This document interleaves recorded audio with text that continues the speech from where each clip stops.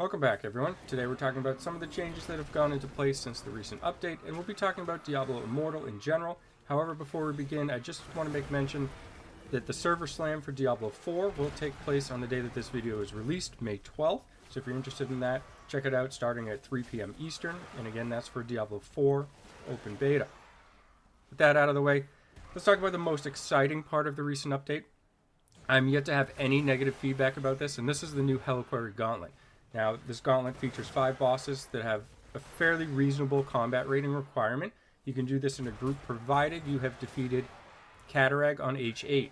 So you could get a carry for Catarag on H8 if you're unable to clear it on your own, and then this will become accessible. The raid itself has a combat rating somewhere in the 14,000s, and most players that are fairly active at this point do have that. I realize there are some exceptions. Hopefully you can still find a group that can clear it, even if you're below that. Now, what's so exciting about this gauntlet isn't really the leaderboard or anything to that effect. It's just for the first time completion, you get 2 guaranteed triple stat set items.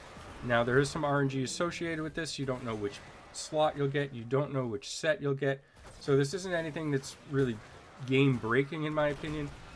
Nothing but positive feedback. Like I've said, people absolutely love this. It's probably the best received event to go into the game so far, at least from what I've personally had for feedback. Now, I asked if this was going to be a weekly reset, potentially a bi-weekly reset, or a monthly reset, or what it may be, and I'm yet to receive any feedback. Once I get it, if I do, I of course would be happy to share it with you, but I'm really hoping that this will be something that continues on as the game goes. Do I think we need to be doing this twice per week per se? No, not in my opinion. I'm hoping for something more, maybe towards a month myself, but I know that everybody has a varying opinion. Now, I do want to pull up something real quick, and this is from the patch notes. And you'll see in the second paragraph here towards the bottom, if that player can retain their top 10 spot until the season ends, they'll get to keep their avatar frame for good. So, again, the leaderboard, not really the huge commotion everybody's had about this. What I'm saying here is that they're making reference to the season ending.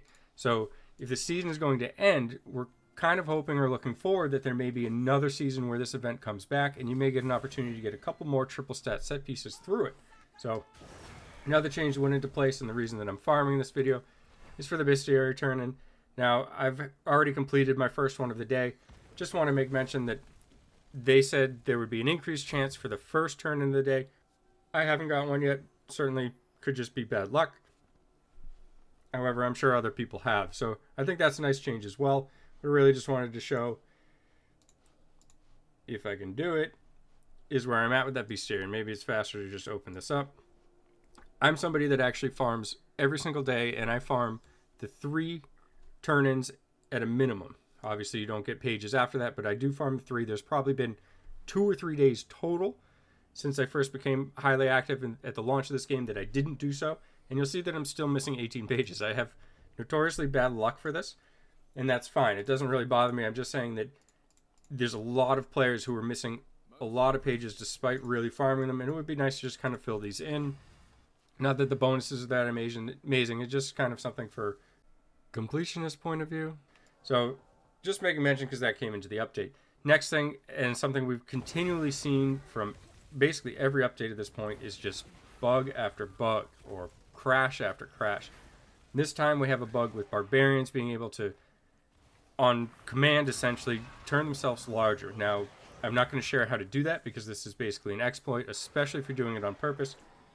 It increases your hitbox radius, allows your character basically to move across the screen in 1 or 2 steps, allowing you to travel much faster. On top of that, your hitbox is larger, so you can hit players from further away than you should.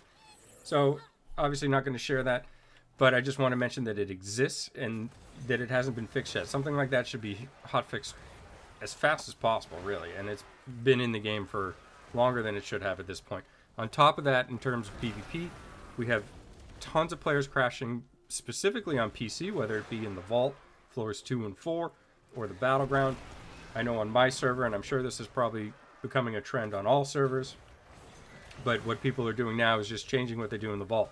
The Immortals are not even getting vaults to defend. They're just sitting in the queue, not getting anything, because since players are crashing, what they're doing is just leaving on the 3rd floor, like we saw some months ago before the kind of the recent changes to the matchmaking system in the vault went in.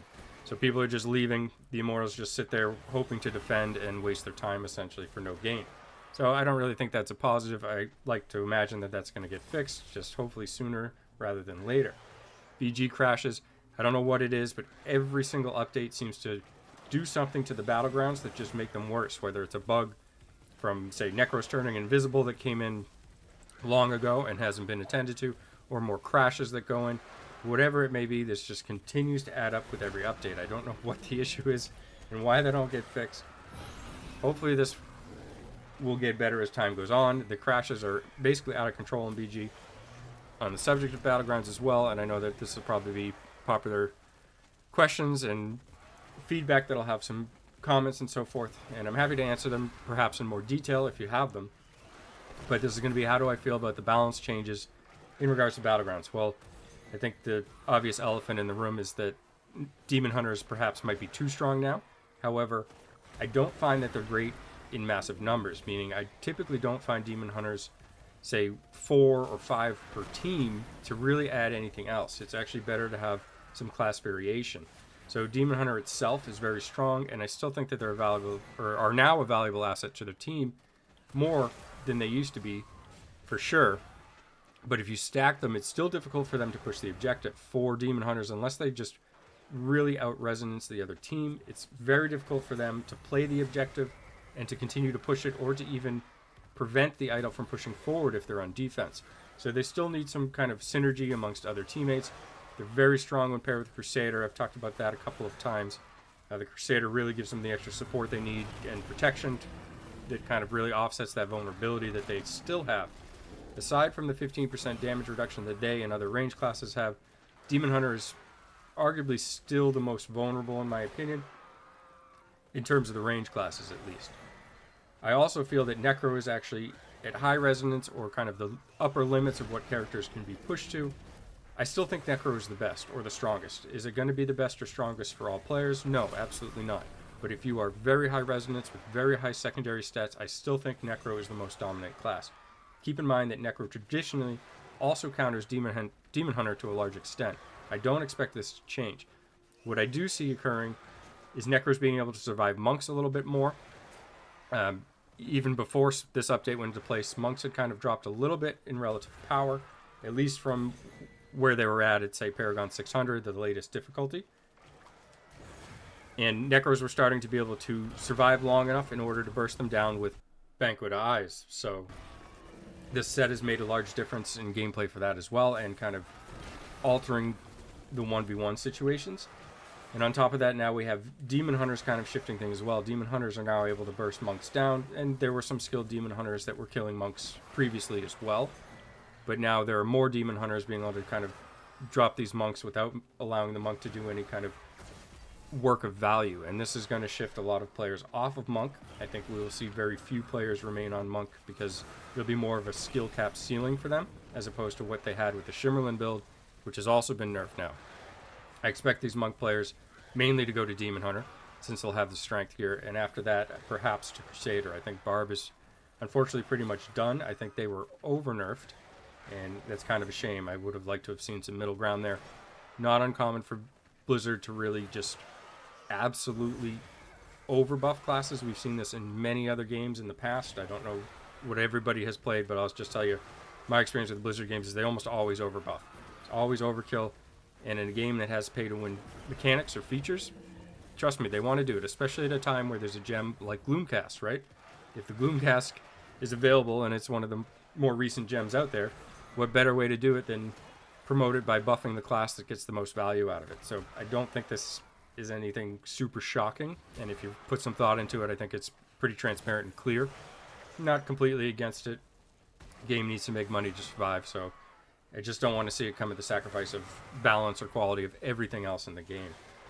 So those are really the big topics that have been up for grabs so far. And just to recap, it's essentially Helliquary Guantlet is very much well received and well liked. If you feel that way or otherwise, please comment. Balance in general, Demon Hunters perhaps overbuffed, Barbarians perhaps over-nerfed. In general, the PvP 15% damage reduction to range has certainly made more classes viable. And I think overall the Battlegrounds have been more fun, at least to the point that I've played. I'd like to know what the experience is for players of all resonance. I, of course, have a high resonance character, but in general, the games have been more fun with these changes put into place. It feels like the overall survivability, allows for longer engagements, and you just get to kind of battle more as opposed to just sitting in the graveyard after being one-shot repeatedly. So, as always, thanks for taking the time to watch, and have a great day.